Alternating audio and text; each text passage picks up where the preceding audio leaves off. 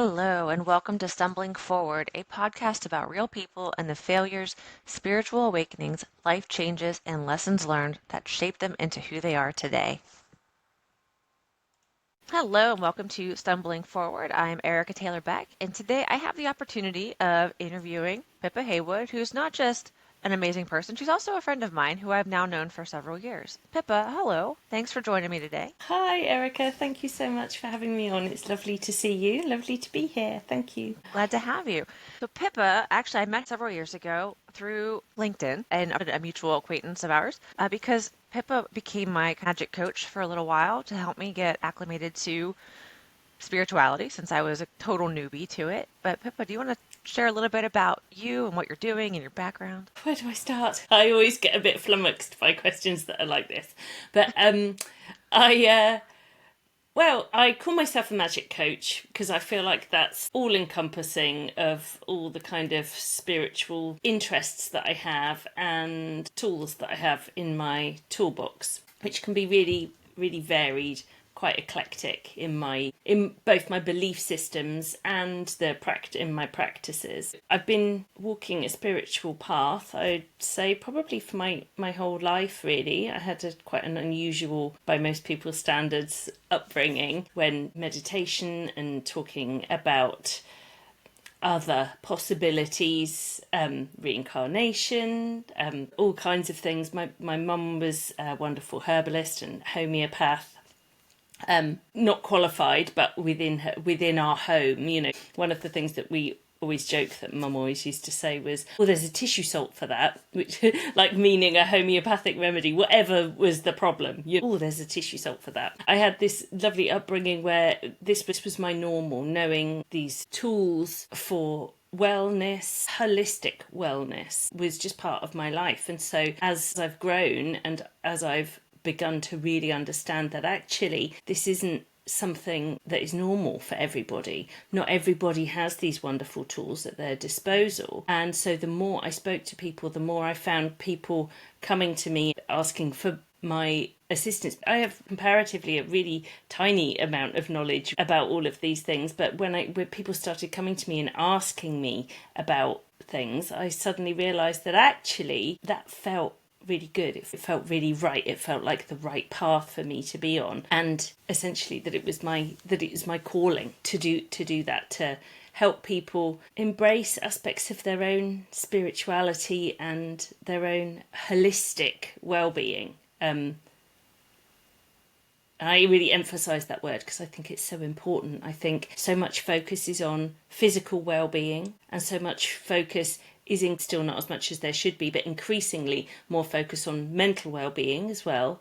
But spiritual well-being tends to get left on the back burner. I think it's changing. I think things are changing. But I think holistic well-being encompasses all three of those areas. Yeah, I love that that's something that you were introduced to really early because I didn't know about it until I was in my late 30s, I think. And I think I had heard about it, but it wasn't something that was ever shared as a way of being. It was almost like the outliers, the people who believed in that seemed a little bit flighty and a little bit unreliable. We were raised Catholic, and so it's definitely not something that in the Catholic religion is ever talked about or addressed. So when I learned about it, it really opened a lot of doors, just a lot of things that I had never experienced or even thought about before, but I felt like it was really helpful. And so you were saying your knowledge comparatively is tiny, but to somebody who has none, your knowledge is really vast. Yes, and I suppose that's true. I mean, we can, it's like the comparison game, isn't it, I suppose? But I think it's important for me and to all spiritual practitioners, and particularly those who are going into coaching roles or mentoring roles. I think it's really important to keep that the humility, that that awareness that there's always more to learn. I think kind of the minute that we think we've got it sussed and that we know all there is, I think that's the minute we start going down the wrong path. Yeah. Yeah, that makes a lot of sense. So growing up, I think you have siblings, right?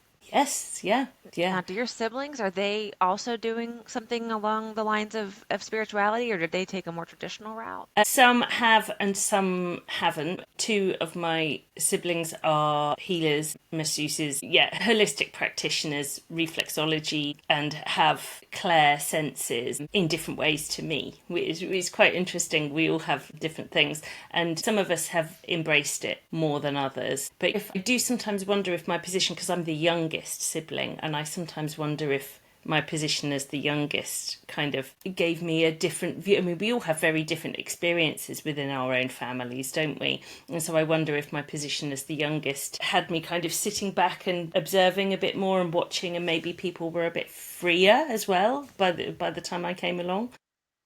Possibly. You were talking about it seems like it's becoming more accepted. And I think I'm seeing that too, where it is becoming, I've just actually one of the things you told me to do when we were working together was to create a second Instagram account to follow the more spiritual stuff because at the time I was still working in corporate when you and I were working together. And so you said, if you're interested in this stuff, create a new account and follow these people that you like, that you resonate with. And that's actually the primary account that I use now. After I quit my job, I'm still using that account, but that's the one where I found all of these people who are embracing tarot and oracle and just different types of healing and all of the aspects of spirituality and astrology and different elements, and I love it. Like I feel like it's so much more positive on that side of the internet, and I feel like it's less drama as well, or at least if there is drama, have a better way of viewing it and what to take from it. And I think it's interesting, but maybe it's because I'm searching for those people, and so that account, I don't say an echo chamber of sorts, but it is people that believe in that because I don't necessarily want to follow some of these more traditional accounts and things that are just business focused. Like, but I do think it's becoming more popular, and I think it's more maybe I hate to say the term, but waking up. And I think isn't 2025 a big year for light workers to wake up and eyes and start to hit their awareness and whatnot?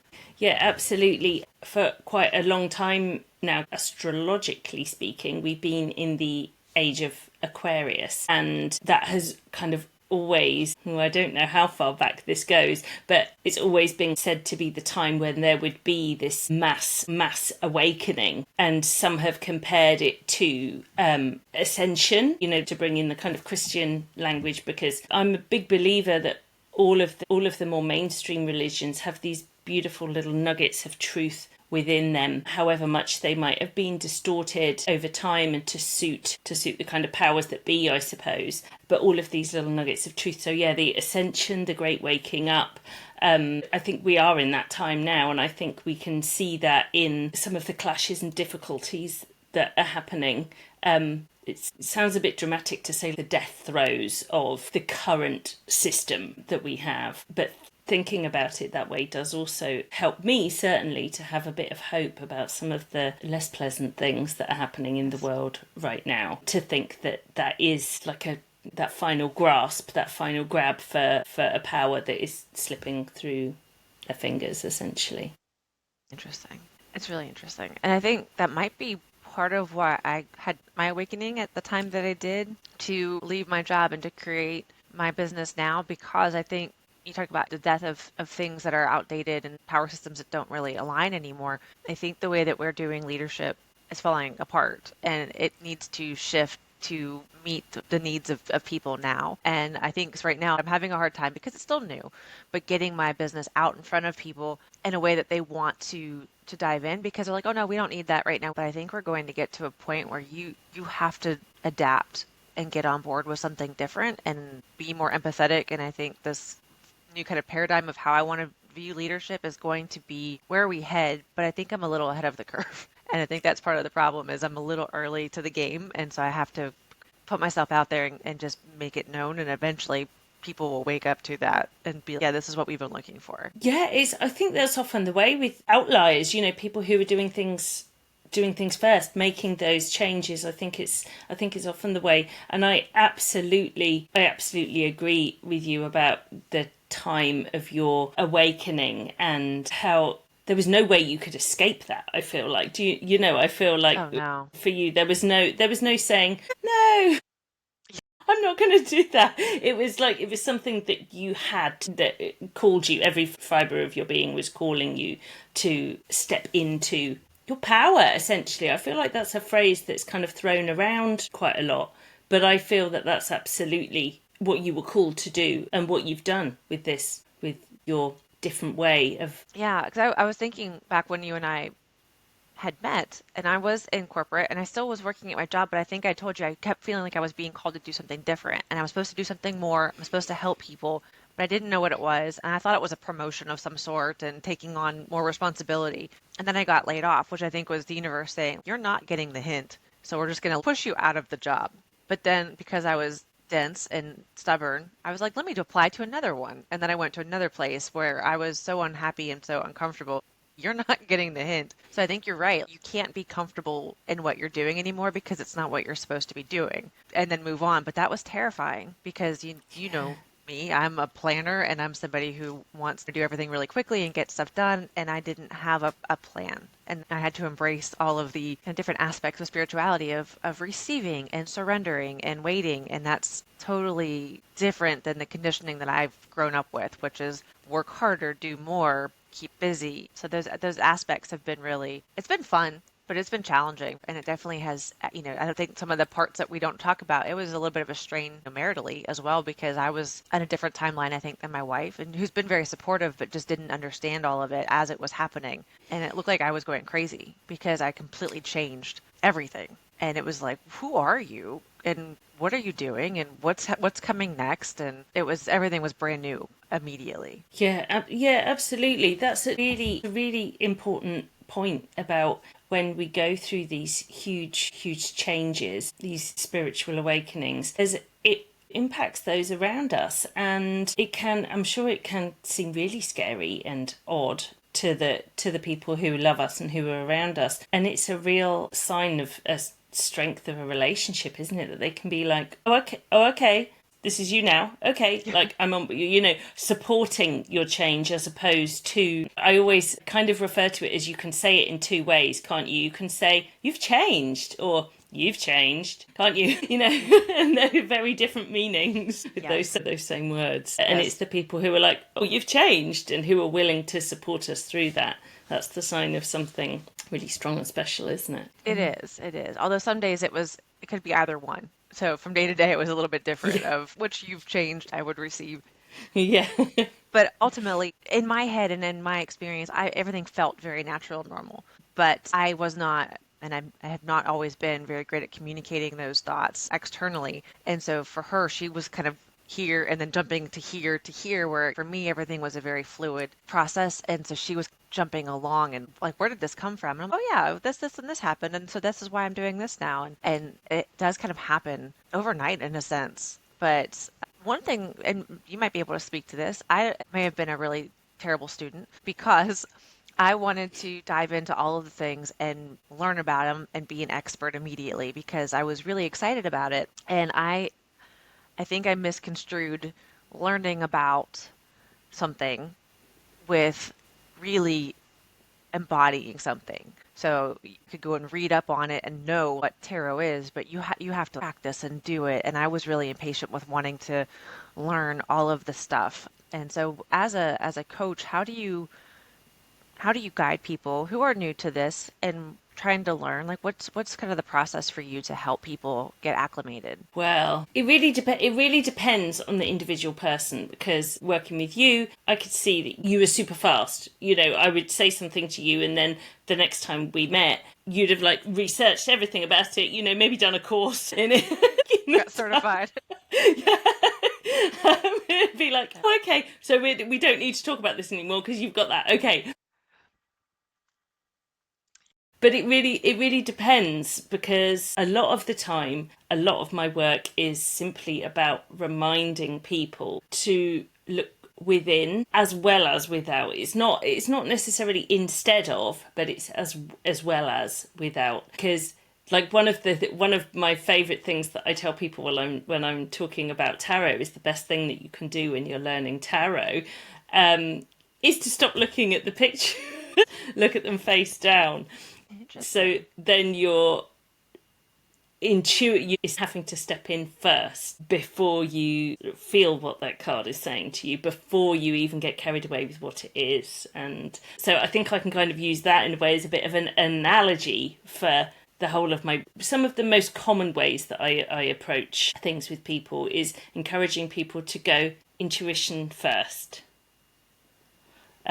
Because quite often we actually know all of this stuff anyway. And so it's not so much that I'm teaching anybody anything, I'm just gently reminding people of what they actually already know and giving people the confidence to trust what they already know. I get images in my head. One of the images that I'm getting is like a corridor with all of these doors. You've already got all of these doors. They're already there. But maybe I'm giving you the keys or something. Yeah, it's everybody already has all of this knowledge. We have it, we're carrying it in our DNA, we're carrying it in our soul memories. And yeah, I feel it's my sole purpose to help people remember that. To remember that they're magic, essentially. Yeah, because I think that's something that I'm still working on is listening to my intuition and feeling my intuition versus thinking everything. And that's the big challenge is getting out of my head and into my heart and feeling stuff. And do you have tips for people on how to listen to their intuition and to feel that more, especially if there's somebody who's very logical and their head is very loud? Well, it's difficult, isn't it? Because silence is always key. But it's also about recognizing what messages are our intuition and what messages are coming from a slightly different place. Or in a child, our fear, essentially. That area can get really muddied and people can be thinking that they're listening to their intuition when actually that message isn't coming from intuition, but it's coming from fear. And when it comes to knowing which is which, I think possibly sometimes is what you said about the discomfort, and it's actually getting used to sitting in a little bit of discomfort about that, because it's, as so many people say in so many self-help books and so many coaches are out there, is that on the other side of discomfort, on the other side of fear, that's where we need to be. And so sometimes it's that, but I'm not sure I've got a definitive answer, because I think it really depends. It depends on the. Yeah, I think that's part of what has made it challenging is there's not a one size fits all answer where this is what you do. Here are these 5 steps and this is how you connect, because it's not the same for everybody. And one of the things I think that you told me, because I believe that I am more clairaudient and claircognizant. And claircognizant, I feel like, is a little bit challenging because you just know things, but you don't know how you know them. And so it's easy to feel like you're making it up. And then I remember you saying, well, then why did you make that up? If that's what you're thinking, why is that the thought that you had? Because I think you said imagination is very similar to intuition. So if you're thinking that you're creating it, No, absolutely. That's so spot on. That's something that I say every day, and I just never really thought about that. That's a big part of it. Is creativity, imagination, intuition. They're all in the same part of us. So the language used to be a lot around like left brain, right brain, but I think people tend not to use that so much anymore since we started learning a bit more about the brain in a physical sense. But I think it still works if we're talking about kind of left brain and right brain with regards to feminine and masculine. Again, not coming down to physiology and that aspect of gender, but in the more divine sense, the divine masculine and the divine feminine, and the qualities that those dual aspects represent. And the divine feminine is always associated with intuition, creativity, imagination. A lot of these aspects that have kind of been denigrated, almost really seen as not as important as logic, rationality, which is more of the divine masculine. Of course, both have their place in balance. Balance is key. yeah. But yeah, I think it's like, I think there's why I love this idea of these incredible creative human beings, like the poets, songwriters, artists, and the idea that that's a channeling, that's a channeling of, insert word here, I say that a lot too, whether it's God, universe, source. I feel like they're channeling that in a lot of these things. And I think that sometimes, these incredible artists that will come out with like this one song or this one album that is mind blowing, and it's incredible, and it touches so many people, and it means something to so many people. I almost feel like that is a channeling of sorts, and that was the message they had to get out. And so then of course they have these difficulties afterwards, because that was the message that they needed to get out, and they did it. So now they are perhaps ready to move on to something else, but the world wants more of what they created. Does that make sense? Yeah, it makes a lot of sense, at least to me. I love that. And it's funny too that you thought that, oh yeah, I say that all the time because to you it's just second nature, but to somebody that's probably working with you, like that was something that has obviously stuck with me because I haven't worked with you now for probably like about a year, Yeah, yeah. but I still think about that. And so when I have a thought that I'm like, where the hell did that come from? Oh, maybe it didn't come from me. It's if I did think of that, like, why did I think of that? Or why did I think of that right now in this situation? What was that leading me to? And so I would say don't discredit or discount or influence on what you're doing and how you're helping people because again, for somebody who has no knowledge of this, I found it very helpful to have your insights into different things because it helped me view my day to day very differently. Because to me, this is just how my brain works, and I thought this was normal, and I thought this was just what it was. And you helped me to reframe how I viewed different things in a way that has helped me to like open to different possibilities than my limited way of thinking before. Thank you. Thank you. Yeah. That's lovely to say. And I'm just so glad every time somebody says something like that to me.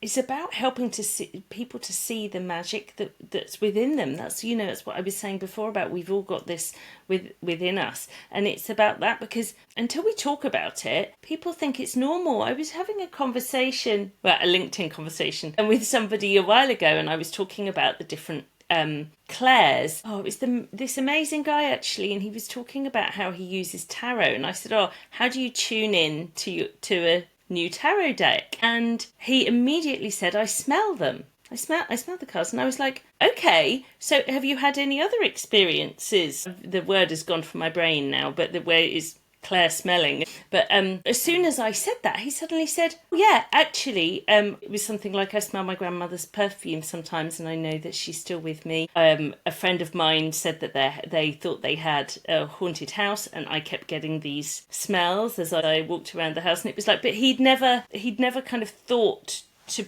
put those things together until I said, "Oh, that's one of your clair senses. That's obviously one of your strongest clair senses." But it's until we start having these conversations, until we open up the idea of that, then people don't know. And it all comes down to what you were saying about what's normal, because it's in your head. And so that's your normal. You don't realise that other people aren't necessarily getting these downloads of information. It's just not a conversation that you have necessarily with people, is Right. it? Oh, where do your thoughts come from? I don't know. Right. It's not a question we ask each other a lot, is it? We should, though. I feel like we should. I feel like we need to start doing that. We definitely should. Let's stop talking about the weather and start talking about where What thoughts come smells from. have you smelled recently?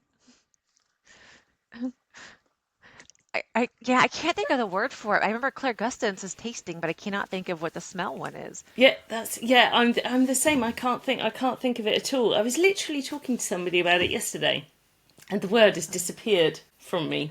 And it's funny that you bring that up. I occasionally will smell my mom's perfume, and she died 7 years ago, um, in 2018, and she had a very specific perfume that she always wore. And once in a great while, I'll get a smell of that, but I don't. It's always just kind of a random, like, huh, just think about it. But I didn't think about that as being another Claire, and that might be a sign that she is actually nearby. And so that's kind of nice. Made me feel happy when you said that. Yeah, totally. My mum passed in 2017, and um, and every now and then I can smell her. Every now and then it's like, hang on, that smells like Mum's house. And it's and so and ever I always make a point of saying, "Oh, hi, Mum." Yeah. Like, I genuinely feel that sometimes it's because there's a message that she has for me, whether it's a message of comfort or a reminder of something. So whenever I do notice that, I kind of put out the kind of mental feelers to think, like, why? It's that question again, isn't it? Hmm. Why? Why Yeah. that today? Is that because I needed some support with something today, or is she kind of, pointing out something that's right in front of my face and that I'm not seeing. Yeah. Yeah, yeah. Yeah, and I think that's important to think about it a little bit more deeply like that and to do the why and be curious about it. I always chalked it up as just a weird coincidence, but why today? Why now? Why when I'm doing whatever it is that I'm doing is am I seeing that? And angel numbers, if you get the synchronicities, sometimes I see them and I'm like, oh, it's 11:11 and it's great, but I don't think about what am I doing in that moment that I'm seeing it, or when I see 222 somewhere what am I, I always just think, okay, I see it. Thank you. I acknowledge that there's a synchronicity, but I don't ever pay attention to the timing of when I'm seeing it to say, okay, this is on the right path or like this is not on the right path. I did not make that connection until recently, actually, until I talked to somebody on the podcast, Sammy Castro, who does the quantum regression healing. He was talking about the timing of it. And I was like, why did I never think of that? But he said it's when you're seeing that. And why did I never put that together? Yeah, that makes so much sense. Again, why, isn't it? Why? Why am I seeing this right now? Or what have I just done? Like, because often it's perhaps a mental decision that you've made as well. So it's not necessarily, well, I was in the supermarket, so it must be something to do with being in the supermarket. It's more, while you were in the supermarket, you had a thought or you made a decision, because we're doing all of these things all the time anyway, aren't we, with that constant mental dialogue. Yes. We don't necessarily keep track of that. I certainly can't remember all the thoughts I have in a day.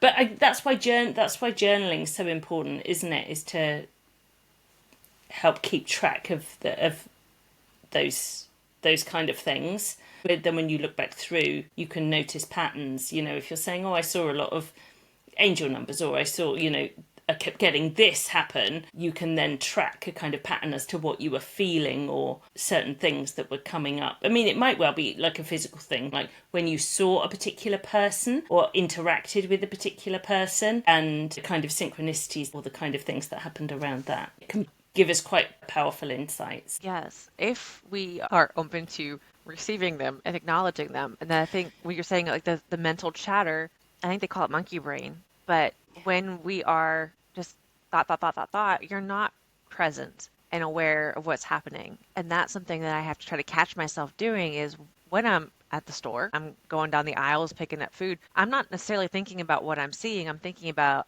five other things. These, I need to grab this. And then I'm back to my thoughts. And so I'm not really present in the moment. That's where I feel like we're missing a lot of things. That was something that I noticed and I still catch myself doing is I need to slow down.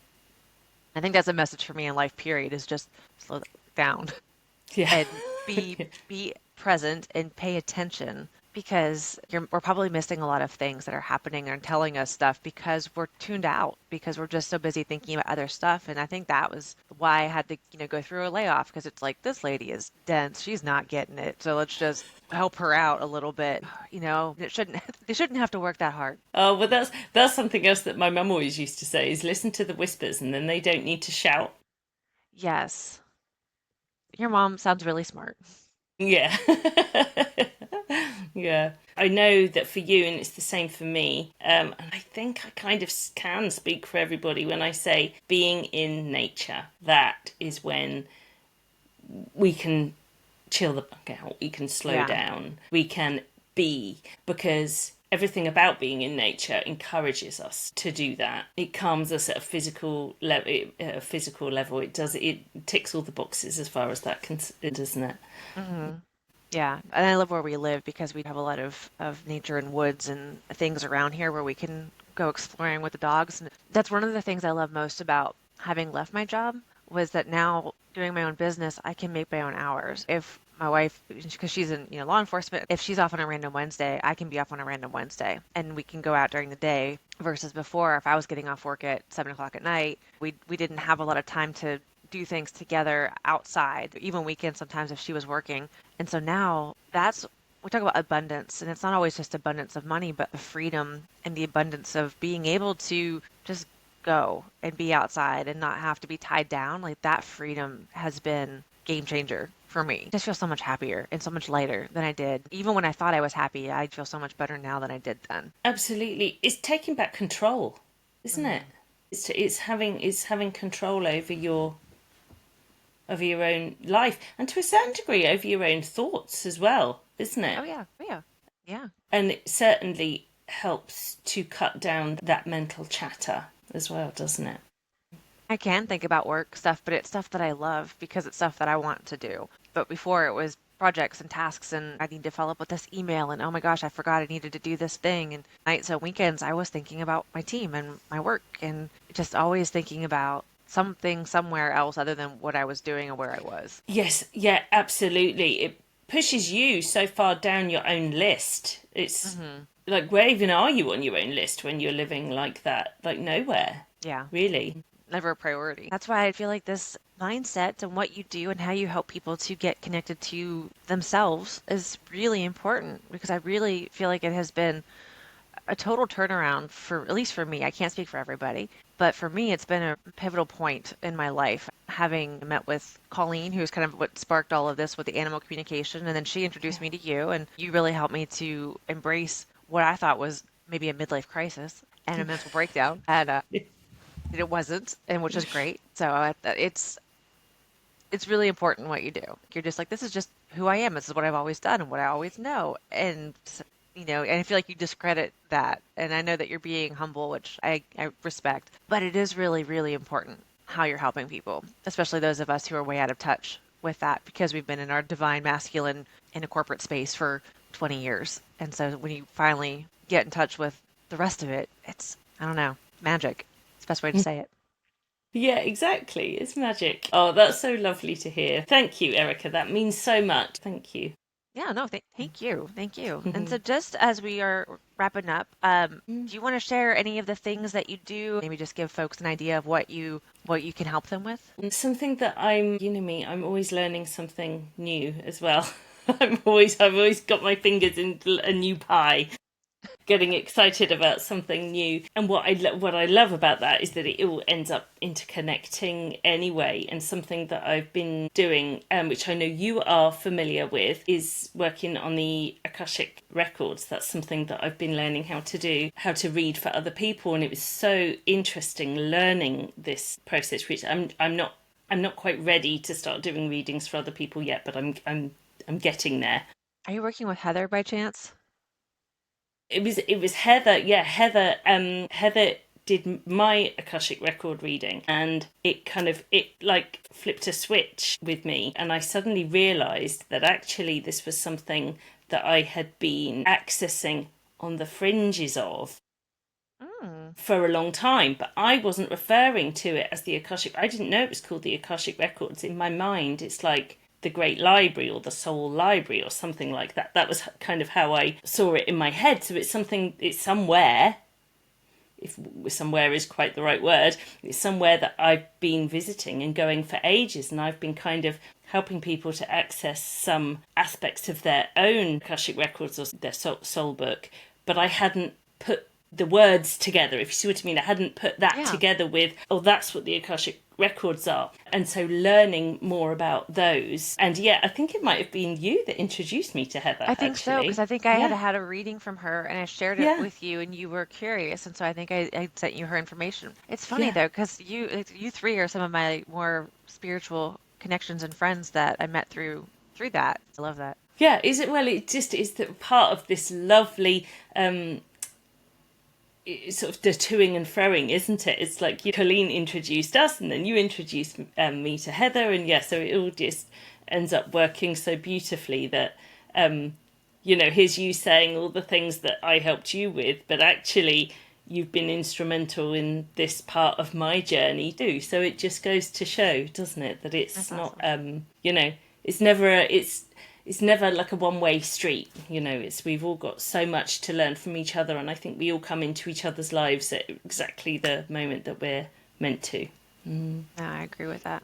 Well, if you want to practice, I'm happy to be a guinea pig if you need to practice with somebody. I would love to. Thank Yeah, you. no, definitely, because it's something that I want to learn how to do. I have not spent the time just because the business has been keeping me busy. But if you want to practice with somebody, I'm happy to volunteer as you get Oh, ramped up. fantastic. Thank you. Yeah, I would Yeah, love to. I shall, yeah, I will definitely be in touch with you about that.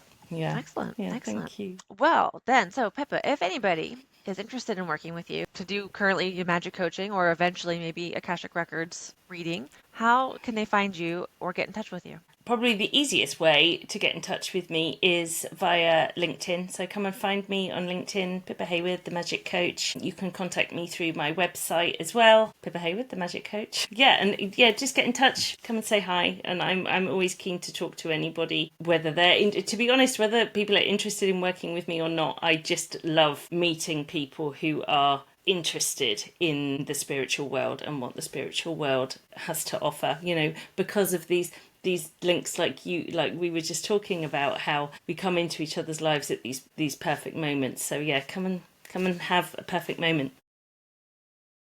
Yes, definitely go look, Pippa. I will put your information in the notes so people can find your website and your LinkedIn. But Oh, if thank you you. are even slightly curious, I would recommend at least just chatting with her because it has, as I said already, been a game changer for me and has been a total pivot in how I was living my life. And I am about to be 42 in a couple months and I'm much happier than I have ever been. Pippa's part of that. That's so great to hear. Thank All you. right. Well, Pippa, thank you very, very much for taking time today to chat with me. And I will catch you soon. And everybody else, thank you for listening in. And I'll catch you next time on the next episode of Stumbling Forward.